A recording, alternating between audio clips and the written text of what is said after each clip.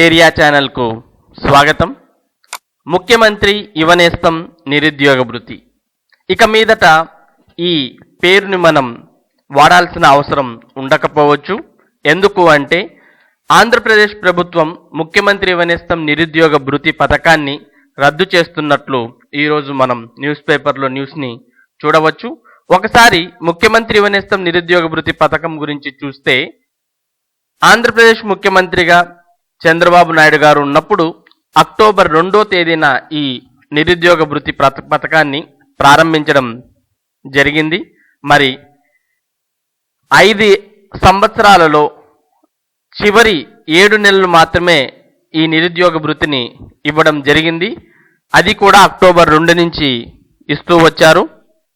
మొదటి 4 నెలలు 1000 రూపాయలు ఇచ్చారు. తర్వాత మార్చి 1వ తేదీ నుంచి 2000 రూపాయలు ఇవ్వడం ప్రారంభించారు. అది కూడా కేవలం 6 జిల్లాలకు మాత్రమే 2000 రూపాయలు ఇచ్చి 7 జిల్లాలకు ఎన్నికల కోడ్ నేపథ్యంలో కేవలం 1000 రూపాయలు మాత్రమే 7 జిల్లాలకు ఇవ్వడం జరిగింది.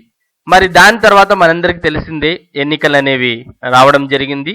ఎన్నికల్లో వైఎస్ఆర్ పార్టీ ఘన విజయం సాధించడంతో మనకు ఆంధ్రప్రదేశ్లో నూతన వైఎస్ఆర్ ప్రభుత్వం ఏర్పడింది. మరి వైఎస్ఆర్సీపీ అధినేత అయినటువంటి వైఎస్ జగన్మోహన్ రెడ్డి గారు సీఎంగా బాధ్యతలు చేపట్టారు. వైఎస్ జగన్ గారు తన మేనిఫెస్టోలో ఎక్కడ కూడా నిరుద్యోగ భృతి ఇస్తాం అనే విషయాన్ని ఎక్కడ కూడా చెప్పలేదు. చాలా మంది ఇస్తాం అంటున్నట్లు అపోహపడుతున్నారు. కానీ వైఎస్ఆర్సీపీ మేనిఫెస్టో మనం ఇప్పుడు కూడా గమనిస్తే అందులో నిరుద్యోగ భృతికి సంబంధించిన ఏ ఒక్క అంశం కూడా మేనిఫెస్టోలో లేదు.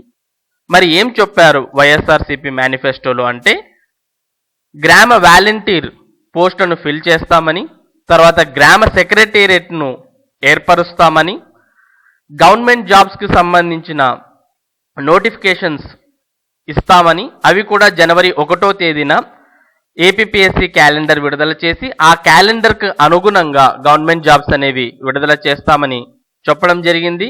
దాంతోపాటు 3000 రూపాయల పెన్షన్ ఇస్తామని చెప్పారు.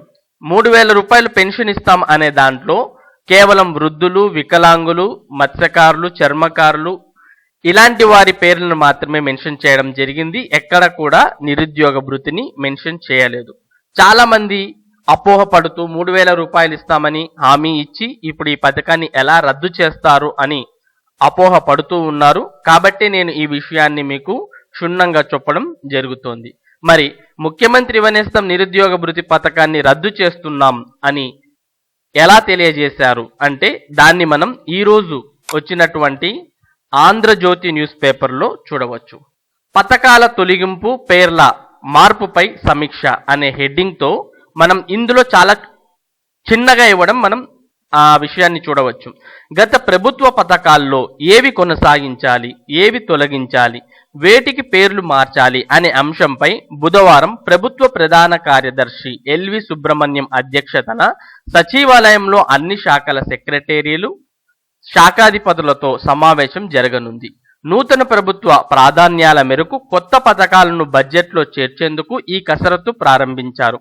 కొత్త పథకాలకు బడ్జెట్లో చోటు కల్పించాలంటే గత ప్రభుత్వం ప్రవేశపెట్టిన కొన్నిటిని తొలగించాలని, మరికొన్నిటి పేర్లు మార్చాలని ప్రభుత్వం భావిస్తోంది.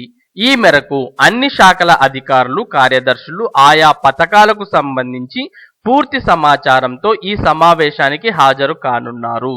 మరి వీటిలో యువనేస్తం, పసుపు కుంకుమ పథకాలను పూర్తిగా రద్దు చేస్తుండగా చంద్రన్న పేరుతో ఉన్న అన్ని పథకాల పేర్లను మార్చనున్నారు. ఇప్పటికే అన్నదాత సుఖీభవ పేరును రైతు భరోసాగా, ఎన్టీఆర్ వైద్య సేవను వైఎస్ఆర్ ఆరోగ్యశ్రీగా మార్చారు. మరి ఇందులో మనం అండర్లైన్ చేసుకోవాల్సిన లైన్, యువనేస్తం పసుపు కుంకుమ పథకాలను పూర్తిగా రద్దు చేస్తుండగా, అనగా మనకి పథకాలని ప్రభుత్వం అనగా వైఎస్ఆర్ ప్రభుత్వం, కొత్తగా ఏర్పడిన ప్రభుత్వం పూర్తిగా రద్దు చేయబోతోంది అనే విషయం మనకి ఇక్కడ చెప్పడం మనం ఇక్కడ చూడవచ్చు. ఇక మిగిలిన పథకాల పేర్లను చంద్రన్న పేరు తీసేసి మనకు వైఎస్ఆర్ ప్రభుత్వానికి సంబంధించిన రాజన్న పేరును జాయిన్ చేయవచ్చు. ఇప్పటికీ చాలా మంది ప్రభుత్వం పథకాలని తీసుకొచ్చిన తర్వాత రద్దు చేయడానికి లేదు అని చాలా మంది నమ్ముతూ ఉన్నారు. అలాంటిది ఏమీ లేదు. ప్రభుత్వానికి అనుకూలాన్ని బట్టి కొన్ని పథకాలను కొనసాగించవచ్చు, కొన్ని పథకాలను తీసేయవచ్చు. మరి ఇప్పుడు ఉన్నటువంటి ప్రభుత్వం యువనేస్తం నిరుద్యోగ భృతి పథకాన్ని తొలగించడానికే అన్ని ఏర్పాట్లు కూడా చేసుకుంది. మరి ఇది ఈరోజు ఉన్నటువంటి ముఖ్యమంత్రి యువనేస్తం నిరుద్యోగ భృతికి సంబంధించిన తాజా సమాచారం. మరి ఇలాంటి సమాచారం భవిష్యత్తులో కూడా అందించడం మన భాస్కర్స్ ఏరియా తరపున అందించడం జరుగుతుంది. మరి ఇవే కాకోకుండా విద్యా ఉద్యోగానికి సంబంధించిన సమాచారం కూడా మన భాస్కర్స్ ఏరియాలో ఎప్పటికప్పుడు మీకు అందించడం జరుగుతుంది. మరి ఇలాంటి సమాచారాన్ని మీరు అందుకోవాలి అంటే మన భాస్కర్స్ ఏరియా ఛానల్కు సబ్స్క్రైబ్ అవ్వండి. Thank you for watching this video.